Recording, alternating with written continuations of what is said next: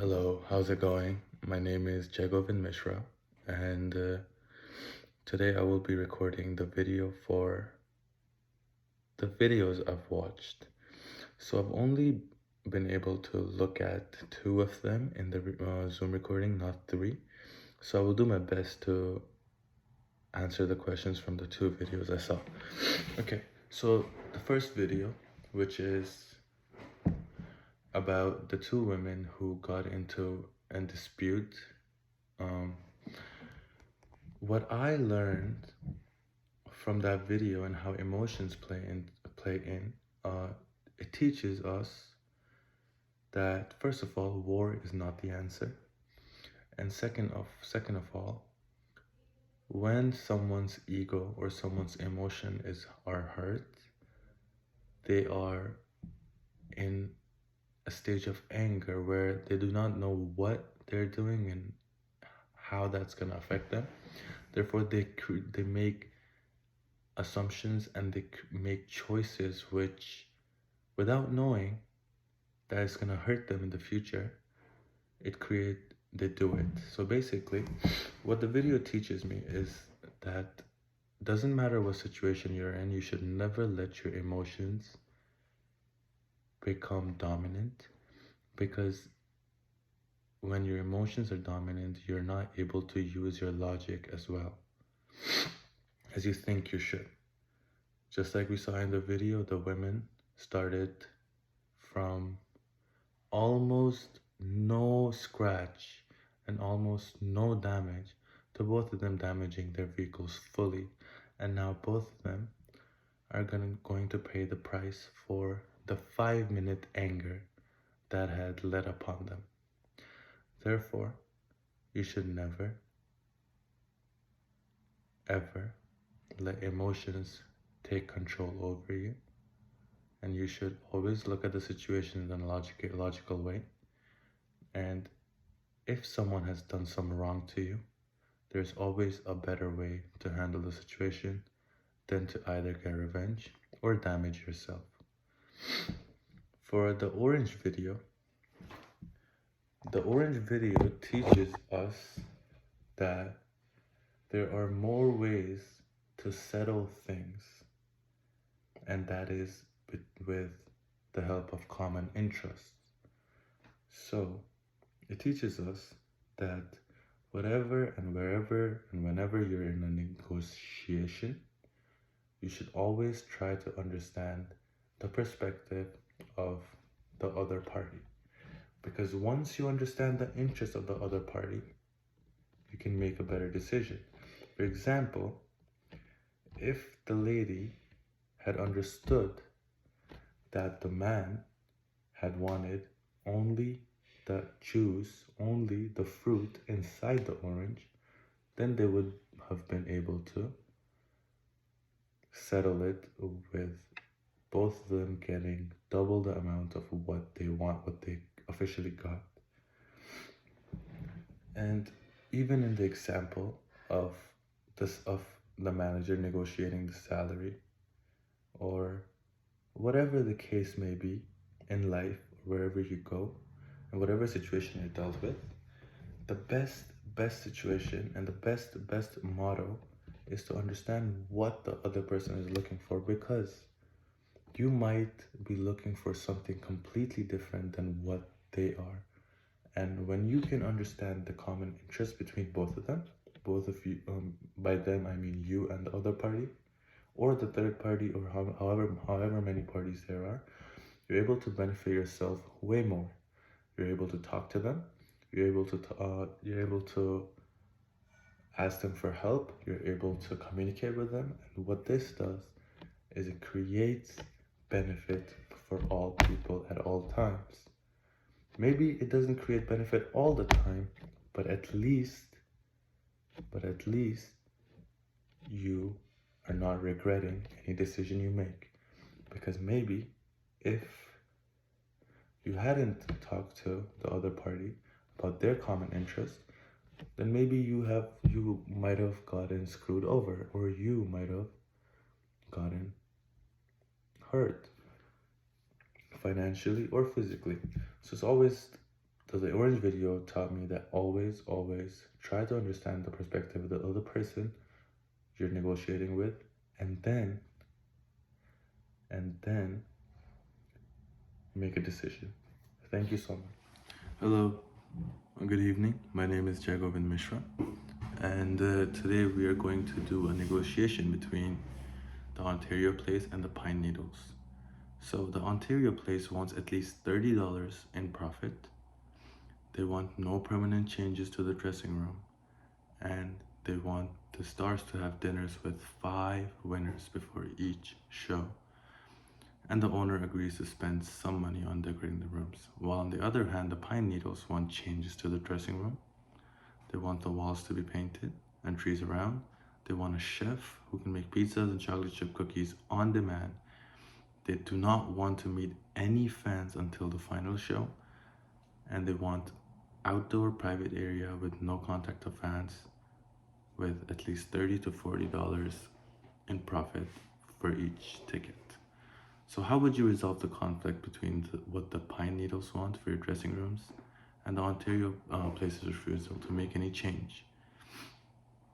So when I look at this, I understand what both parties want.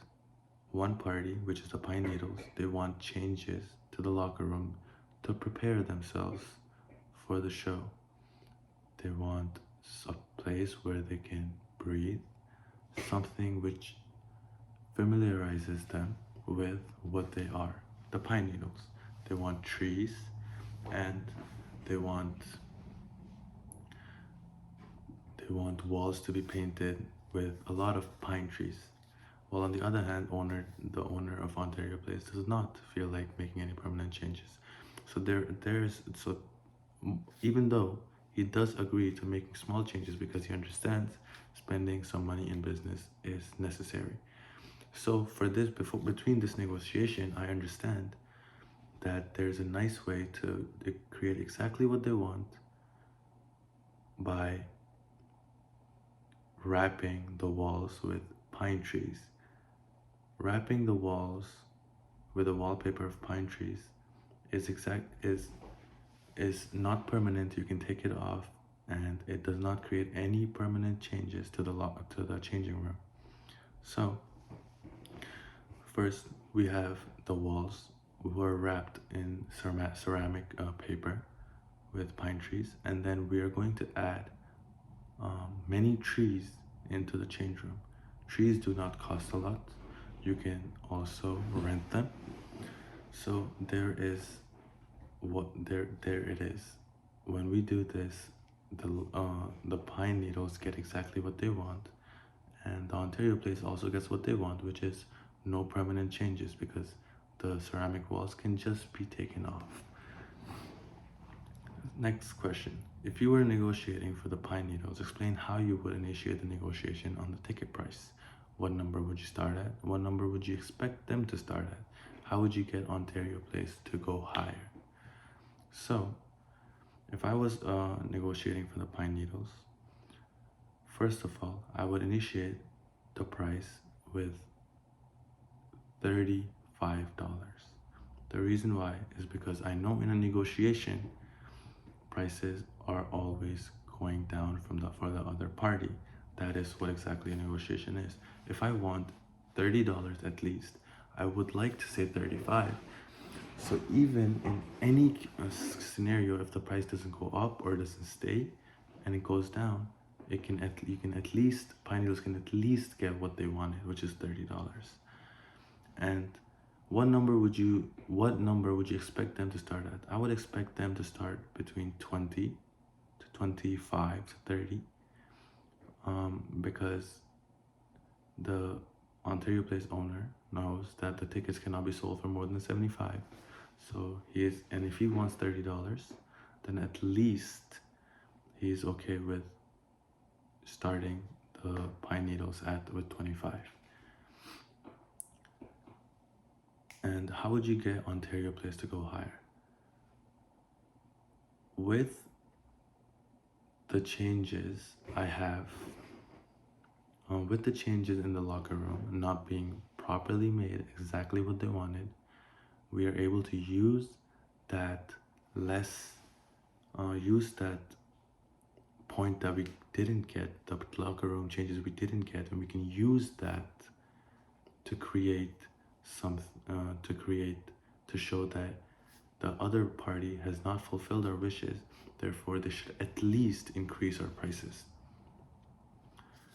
Next question. What is one thing that one out of the box thing that you can add to the negotiation to help each other?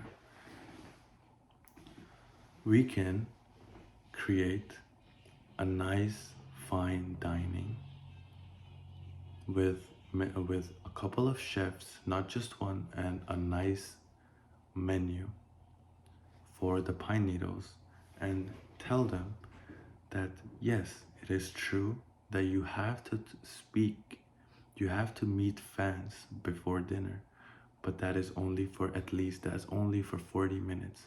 After dinner, you can have all the food you like, and you can also receive an empty space just after the dinner. What is one thing? And I think this idea should be initiated by the Ontario Place, because the Pine Needles did want privacy and wanted to not meet any fans. Therefore, Ontario Place should say this. And then next question. Identify what you think would be hardest part of the negotiation.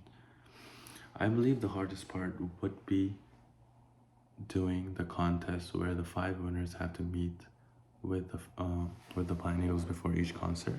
The reason why this is the hardest part is because we have to convince the Pine Needles to meet with fans, even though they want to prepare or they want open space.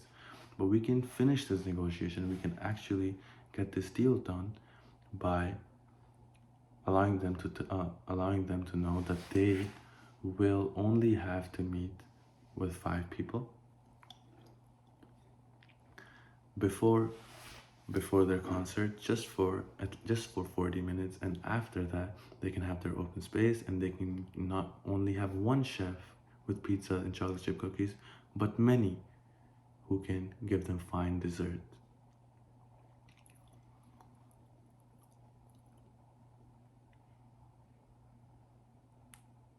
Thank you.